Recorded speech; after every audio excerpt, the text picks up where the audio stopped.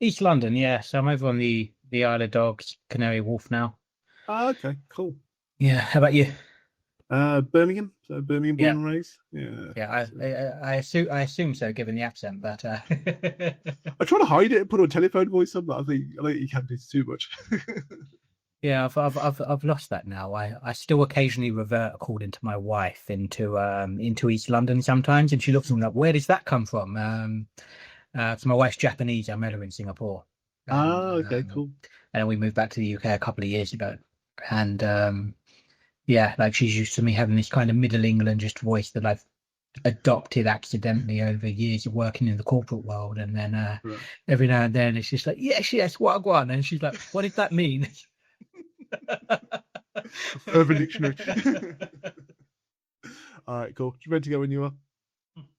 Oh wait, let me Cool. just pronounce your name. Lee Nallalingham. Nalallingham, yeah, good Nalallingham. old Tamil surname. Right. I did wonder. I was like, Yeah, yeah, sounds kind of vaguely Indianish. yeah. All right, cool. Right. Three, two, one. Lee Nallalingham, welcome to the DME podcast. Thank you for having me. Awesome. I know we were trying to catch each other over the last couple of weeks, Yeah, but my bad. no, it's all good. I know we all have day jobs and other commitments. So yeah, I think we're both the same. I can do these things as and when I as and when I get a chance. But I think I came across your profile and your online content a few weeks ago, and I kind of punched the air, going, "Hallelujah!" Someone's sort of talking about all the things I'm interested in and my biggest gripes. So for our audience who may not know you or your background, can you just give us a quick elevator pitch to yourself and your background and your expertise?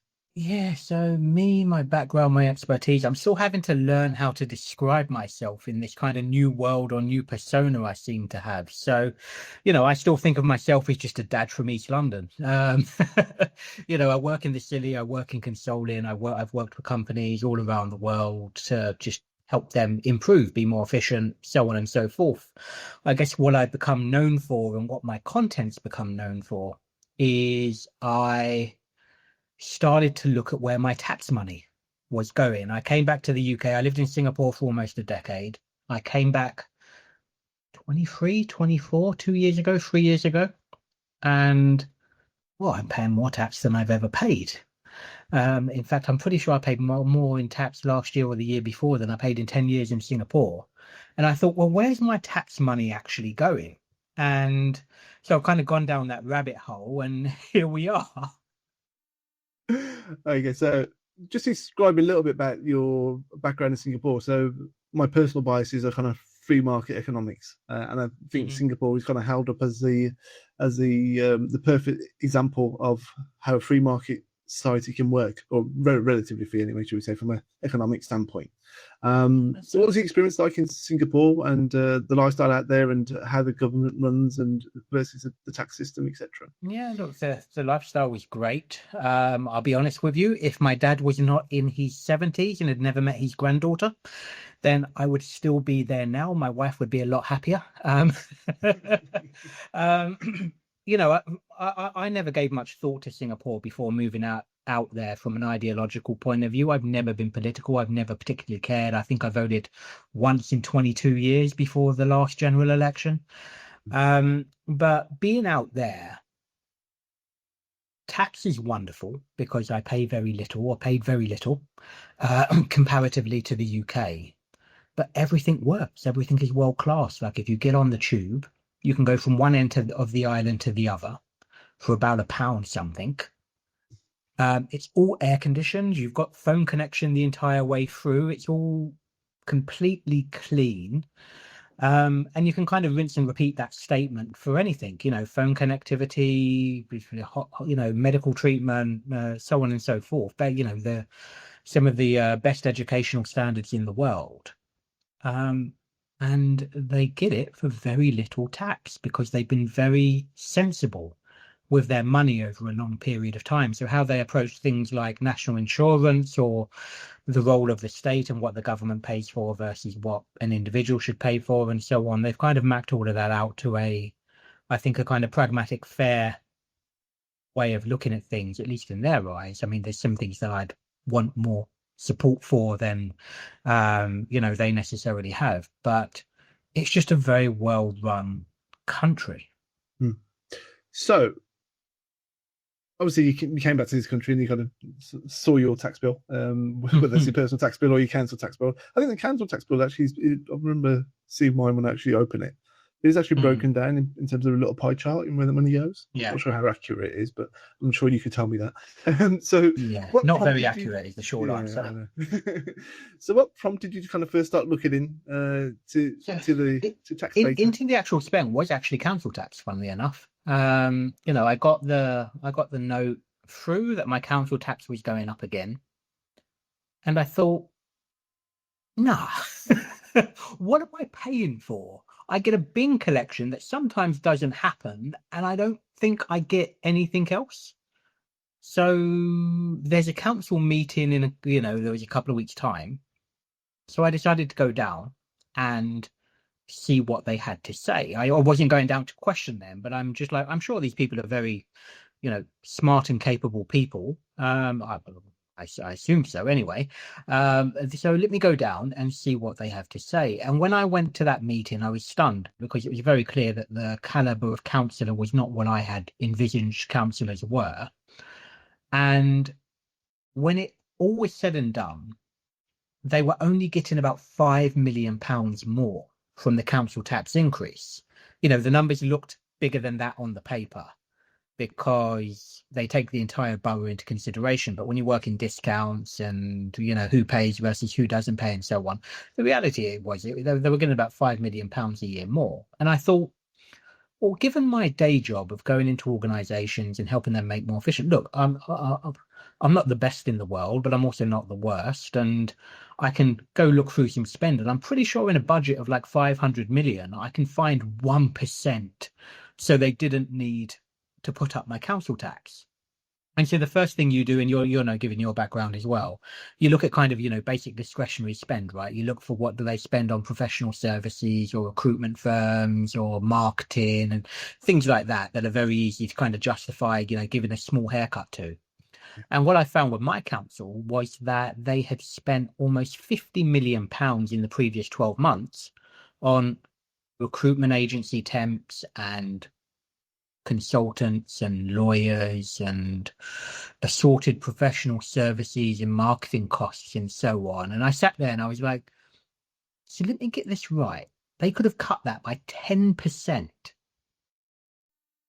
And I wouldn't have had to have had my council tax put up, nor would anyone else in the entire borough. Wait, what? No, that can't be. And then that sent me down the rabbit hole, and it turns out it can be, and it can be for all of us. Yeah, I have one of my first jobs out of university. Well, one of the ones that woke me up immediately was spending 3 years working at a local council and kind of as an external kind of contractor, etc., and kind of seeing just the wastage that happens and kind of the laissez-faire attitude to kind of spending other people's money. I was like, and like most students, I was a bit of a socialist, had the Che Guevara posters on the wall, etc., etc. As always, the dirty, filthy capitalist who was always robbing the poor man. And I kind of looked at it and went, hang on a second. And then I kind of, obviously, you start earning a little bit of money, you see the wage packet, you're like, hang on a second, what's that tax? What's that one? why am I only seeing 35-40% of my money just go straight out the door? And like, what am I getting for it? And the question alongside that is, what do I get for it? Mm-hmm. Absolutely. So what have you found? If you kind of asked, I've posed this question to kind of friends and colleagues over the years. I remember distinct conversation I had with somebody who worked at the BBC, and obviously the license fee is another personal bugbear of mine. it's I'm a big fan of the phrase of taxation is theft, and I can't think of a better example of that than the BBC. But he had a whole spiel plan that he rattled off for 2 minutes when I just, and this is like a casual acquaintance. What the BBC does. I'm like, yeah, but I don't want any of that, and I don't need any of that. So why are you taking 150 quid a year from me, or threatening me with jail if I don't? And I think, and just think about that. It is 150 quid, and again, having lived in other countries and worked all around the world, you're basically paying 150 quid to be allowed to watch TV. Yes, That's madness. And I think it just speaks to, I think this learning about these services, I think I learned recently that back in the 60s and 70s, if you wanted a gas cooker in this country, you had to go and apply for one. And it took you about a year. It took you about a year to actually get a gas cooker. And I think it was similar for a telephone line, because obviously these were... I guess so, because they had to connect the services and so on attached to it, I assume, back then. Exactly, and it was a government body, and it's a rationing of the services, right? So you have to go and apply, wait for a year, and it's like, well, I've been having this thought. So that this country, since the Second World War, it's essentially been a socialist country, just in all but name, because all that's happened is the state has just grown and grown and grown. The tax take has grown and grown and grown, and I think you would be hard pressed to find somebody who would come out and say, yeah, the public services are better than they've ever been, or they're better than when I was a kid. I think that's right. And I think the fundamental question, like, look, again, I don't come at this from any kind of political ideology point of view. I don't care about right wing or left wing or so on. I think the fundamental question, though, is what do we actually need from the state? Like, what are they there for? Mm-hmm. And what is that kind of minimum expectation? And then kind of from a business point of view, you do it for kind of like from a zero-based kind of restructuring perspective, where you just start again from, well, forget about everything we have. What do we actually need? What is the purpose of that? How much does that cost? How many people do you need to deliver that service? And I think that's fundamentally what's happened to this country. Is there's more, because when you just constantly get given a bigger budget every year, you will find ways to spend it. And if you sit down, you can justify every single one of those expenditures. Yeah. However, just because you can spend the money doesn't mean you should. Absolutely. And I think one of my the other gripe I've got, and then obviously I don't necessarily follow or prescribe to a political party, but if I've always said in my own head, if I was to ever run for anything, my slogan would be abolish the NHS. Mainly for catches. Yes, absolutely. Simply because, so I had this experience about 10 years ago. I think got offered private medical cover for a family of 5.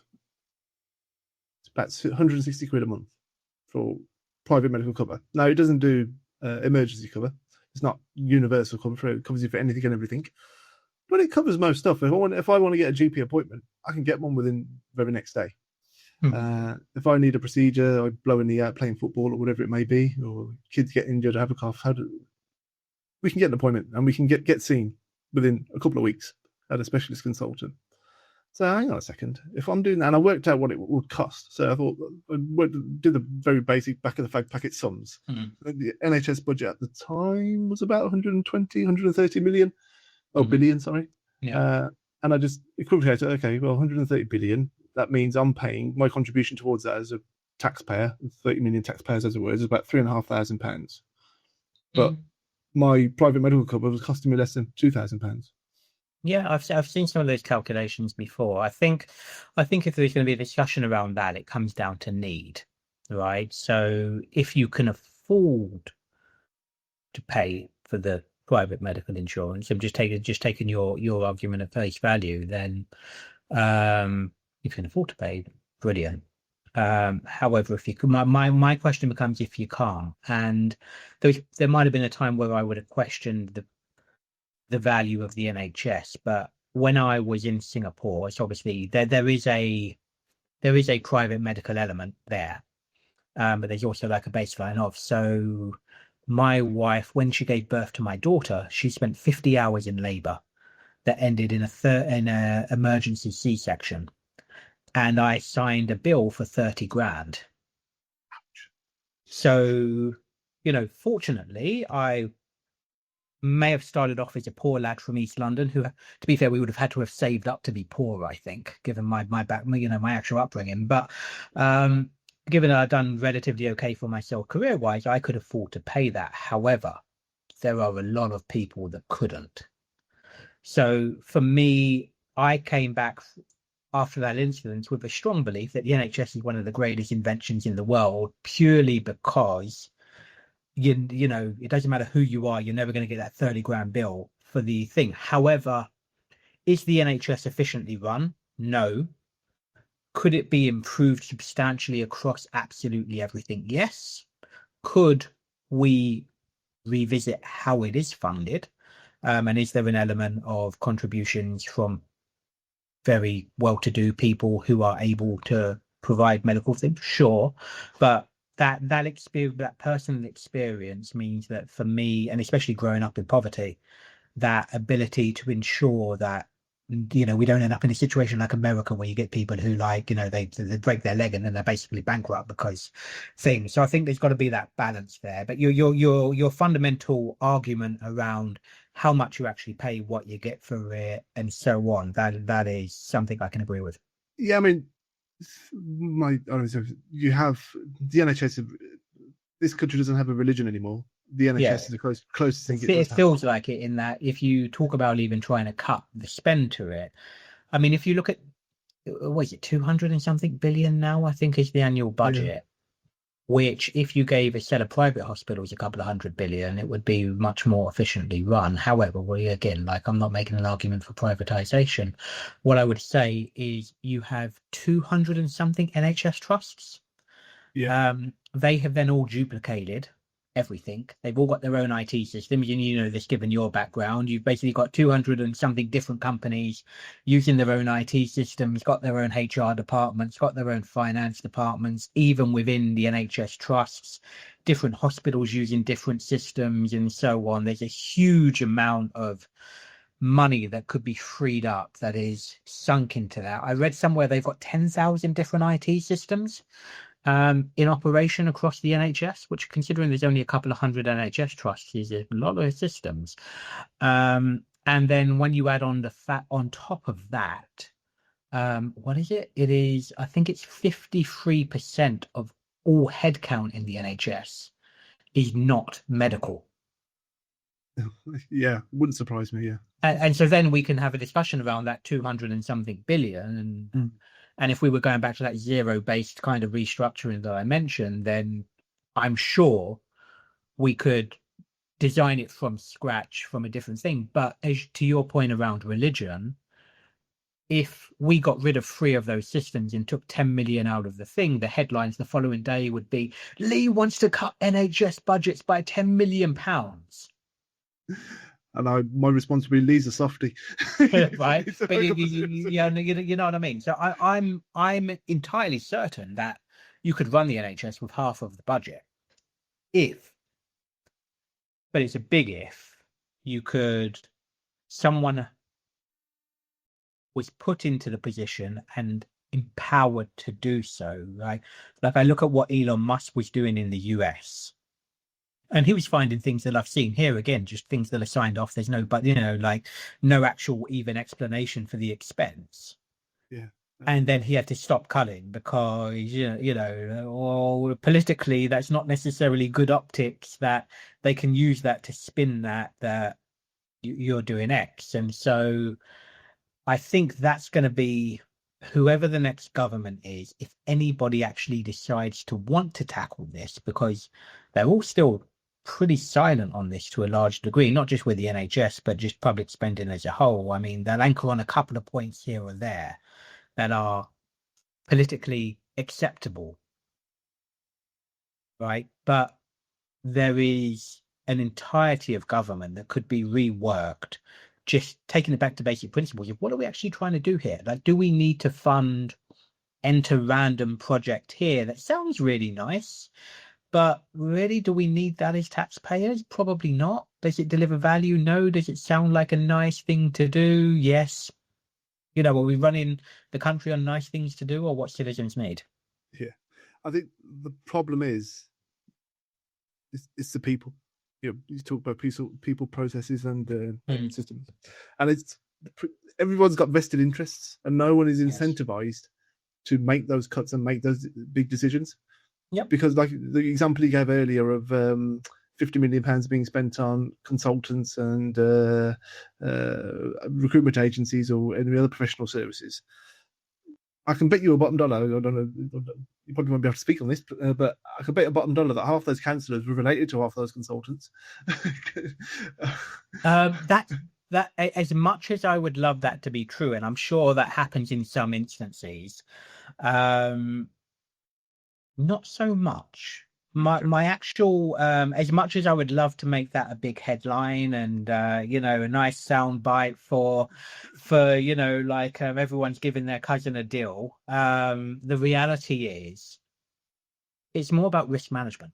My biggest observation, if we talk about local government, when I was a kid, I mean, my granddad on my mum's side, he used to work in the parks, as a park ranger type thing. They don't exist anymore. Like the councils, what do councils actually deliver themselves? They ensure services are provided, but where are the council owned and run care homes? Where are the council owned and run children's homes, etc., etc., etc.? And so part of what's happened is the councils have shifted away from accountability and delivery to outsourcing and risk management. And so that means that a lot of the spend on the consultants or whatever, or auditors or whatever that may be, or lawyers or recruitment firms or so on, it's often, and we both had this in our day jobs, right? Where we have people in the company who know what needs to be done. But if that firm over there mess it up, well, we get to blame them and we pay.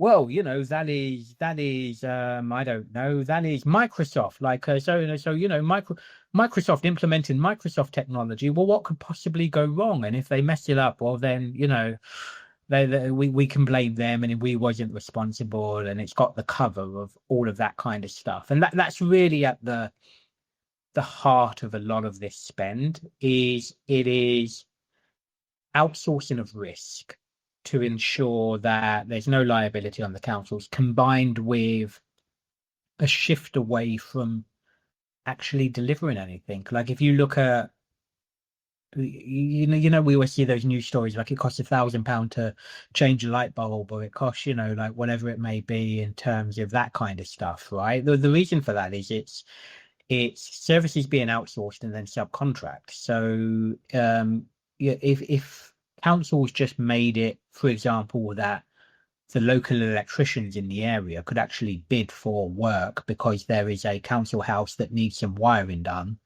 then you would probably be able to get the same job done by the same people for maybe a third of the cost. But the way that it works is they go to big national electricity, electricians company. They outsource to a local or regional one, who then employ the same person on a subcontract basis locally, who would have done it anyway for the same price. Yeah. And they're still making money on top. And so it's all of that kind of stuff that is really the transformative change we need. Yeah, I mean, speaking to that, I mean, my dad spent his years as an electrical contractor, hand firm, and he's always trying to get contracts with either local councils or central government figures, etc. Yeah. And they're like, yeah, great, go to this website and go and apply. Before the days of websites, really, or just in the early days of websites. Yeah. And obviously, you used to get me trying to fill them out, and it's like 40, 50 pages of documents, and they're asking for health and safety policies and this policy and that policy. And we're like, we're a team of about 6 or 7 electricians who've been on the tools all our lives. It's exactly that. It's about those barriers to entry are protectionism, and it's like you said, it is risk management ultimately, where people are covering their own backside. So we had all these processes in place, and we hired this firm because they met these criteria that Mr. Big Central Government you covered us last cover. There's in the background there's a law that says if A, B, or C happens, someone needs to be liable, and that person's liable. Therefore, we can point the finger, and that's why it all stems. I think it all stems from big government, or the attitude of big government. Yeah, and where the culpability is, and it's fundamentally you have to look at where's punishment, and the punishment is always in the law. It's written into a law. It's written into a bill, and that kind of flows downstream. And I'm a big favourite of the saying, "Incentives drive outcomes." Absolutely. Yeah. So if the incentive is to cover your own backside, because otherwise you could be sued, you could be criminally liable. And that's it. That sums it up very nicely. And then I guarantee that your father, in that instance, ended up working on those same projects anyway, just for one of the firms who were taking a substantial kind of fee on top. So it's And then don't pay their subbies. yes, yes, right. And so there are so many. Like I hear people all the time talk about all of these big transformational changes you need to do, and you need to go in and take a chainsaw and fight the blob and overthrow this and destroy that. So much of this can just be solved by simple, just common sense, practical policy changes at the place of where they're being delivered. Yeah. And if you made it so that every council, for example, had to employ their own electricians and they had to be local to themselves, all of a sudden you're going to see a lot more people being put through training programs. There's going to be less people, unemployed at a youth level. They're going to be taught skills. They're going to be working for the council, and all of a sudden they're not paying big fees. They're going to realize, hold on, so we can hire all of these amazing electricians for less than six figures in a year. We've been paying what for how long? That doesn't make. And then all of a sudden you'll get that thing. Like there was a council I was looking at who ran a community football program, and it was in the news. I won't name the council, but they were in the news, and they spent about 250 grand. And when I first looked at that, I went, actually, that sounds reasonable for a big community football program that brought all of the schools together and whatever. And then I thought, well, hold on a minute, what do they actually do? And they used a pitch that the council owns in the local park. So you need a couple of referees and someone to basically schedule the matches and reach out to schools and coordinate all of that. So, and it was over the course of a summer holiday, not this summer holiday, but a previous one. So it's like, wait, what? How do you spend 250 grand on that? You could have had a couple of dads do it on a volunteer basis on the side, right? So I'm one of those dads. right, exactly that, right? And it's all of that kind of stuff at scale, that we have 300 or whatever number of councils we have in the country, just local authority, before getting down to all of the districts and parishes and so on, all doing those exact same things, and then we wonder where our money goes. Yeah, it is eye-watering, but how do you think we can solve this? And I think everyone's got an idea, and I think they're all kind of chipping away at the iceberg a little bit without actually kind of taking a step back and looking at the big picture. I think the law needs to be fundamentally changed to drive those incentives, or kind of disincentivize some of the behaviours that we see at the moment. But how do you think Britain as a country can kind of turn around its economic fortunes? Because every government or potential opposition party at the moment, no one's really talking about cutting spending in any kind of significant way. Even though Andy Burnham's now come in and he's kind of reversing any kind of potential cuts that Keir Starmer might have made. There's a headline yesterday about the international, was it support budget? What I can't remember what they call it. Aid budget. Oh, sorry. The aid budget, yeah. I think going up to 0.7% again, I think I said. So yeah, I mean, in real terms, because it's a percent of GDP, and we're probably going down in GDP, so it's probably a cut, to be fair.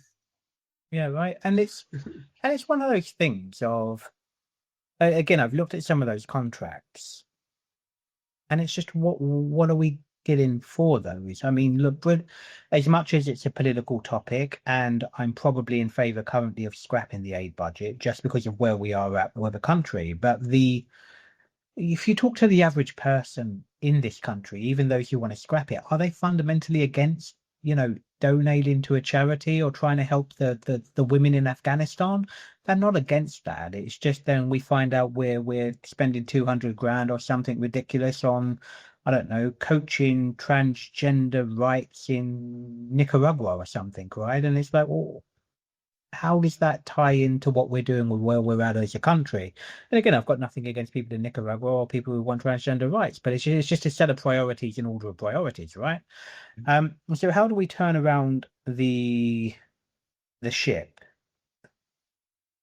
It's got to come back to it. I'm coming back to this more and more as to what is the purpose of what we're providing. I think we've lost sight of the fact that the country is there or the government is there to provide a safety net for citizens and a set of core services, right? Our children need to be educated. We need to make sure that people have access to healthcare when they need it.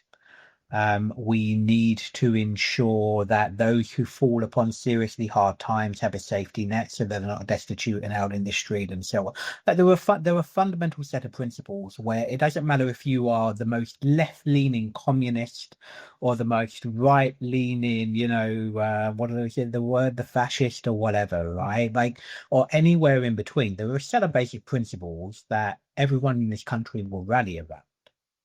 And it then becomes, well, then what is the baseline of what that means? Because then providing a set of, if we agree that every citizen in the country requires a safety net of healthcare, so well, what healthcare does that mean? Now, if someone breaks their leg, should they have it fixed? Yes, probably. Someone has cancer, should they be able to get treatment? Well, yes, probably. Like, do we need to provide hundreds of millions of pounds that are spent on anti-smoking to advise them that that might not be a good idea? Maybe, maybe not. I don't smoke personally. I know others that do. If people want to smoke, that's their. I don't like smoking, but if somebody else wants to smoke, that's kind of their choice, right? Like so, it's setting that baseline of.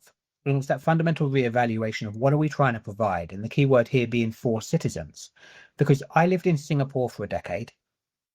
If I'd lost my job, they'd have turned around to me and said, well, thanks for your time. I'll see you later. And were they being racist to me as a British bloke with a Tamil surname because I was a guest in their country and went there on a visa and lost my job? Should I instantly be provided with a house and health insurance and benefits, or should I be expected to come home in order to have access to that because that's this is where I'm from, right? Like so when I see things like we are providing 1.5 million foreign nationals with benefits, for example. I mean, my dad still has he came over from Sri Lanka in the 70s, and I'm pretty sure all the Green supporters are calling him a fascist and far right and whatever, because he sit there and go like, well, no, like when I came in the 70s, I had nothing. He worked 3 jobs, and if it didn't work out, he was going back home to Trincomalee, right? And it's not racist or discriminatory. It's just if you go to another country, you've got a responsibility to support yourself and to provide and so on. And so it is that belief now that what is the purpose? What are we actually providing? What is that set of solutions? Who are they for? And just by fundamentally realigning that, you get to a very different set of answers that needs a lot less money than we currently pay. All of the other stuff is nice, and I don't object to if we are the third highest GDP in the world per capita, not total GDP, but per capita, and we are in a situation like a Dubai or so on, where we then want to hand out benefits to people who've been here 5 years or so on. Like I'm not fundamentally against having that discussion if we are swimming in cash, not when we are £3 trillion in debt. We've got £1.5 trillion of unfunded pension liability for public sector workers and God knows what else. Yeah, I mean it's there's two phases of any economy, isn't it?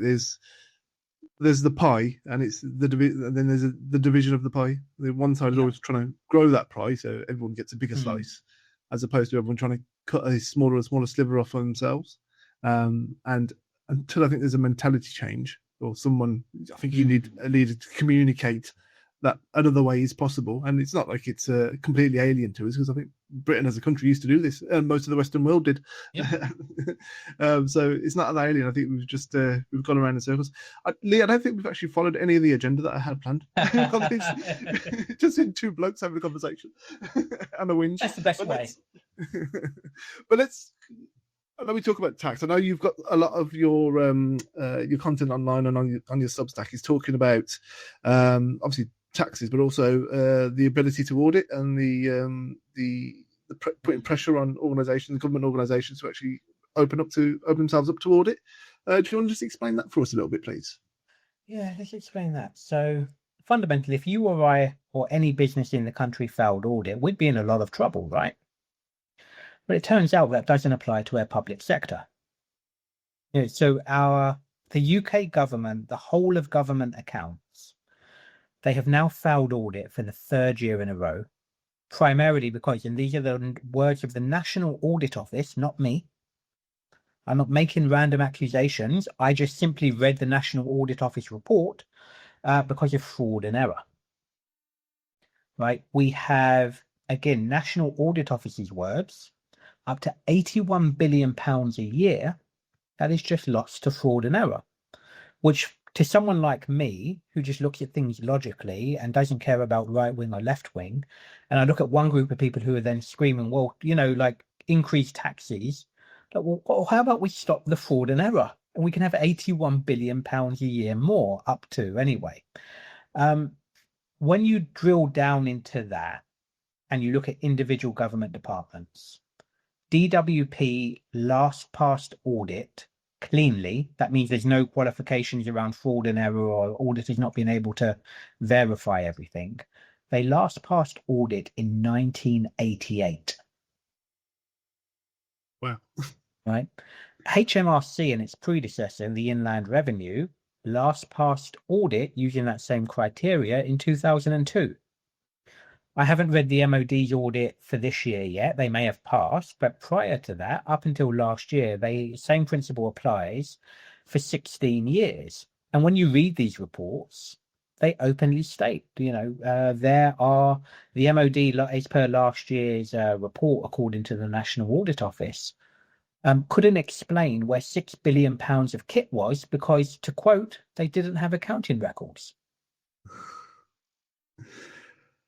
So this is nuts, right? So I think the background that we come from, if any organisation I've been in, if you raise a purchase order, yeah, not only does it have to be very basic.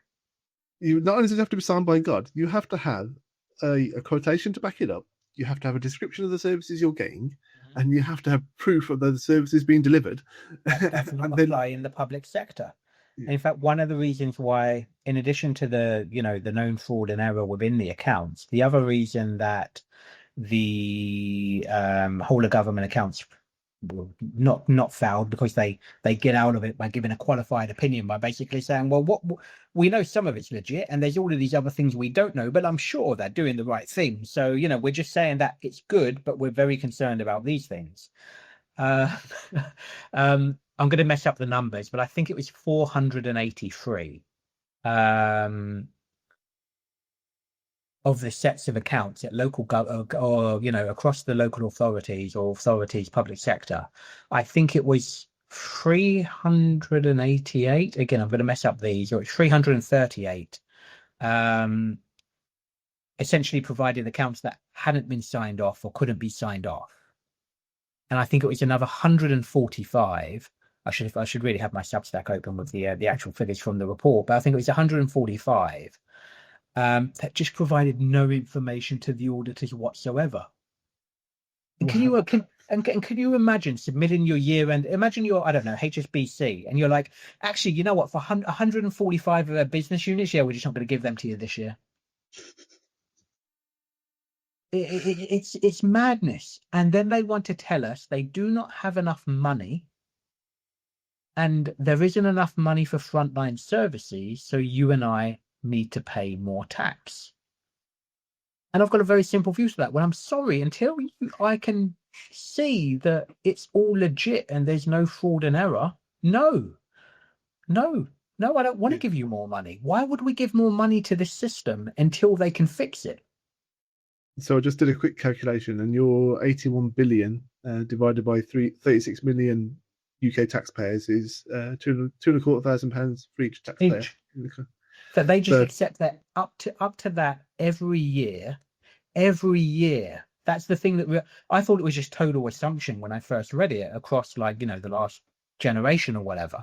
But no, so can you imagine up to £81 billion every year, £2,500 for every taxpayer? They just accept gets lost to fraud and error every year. And, just don't worry, just keep on giving us more money. It's all fine.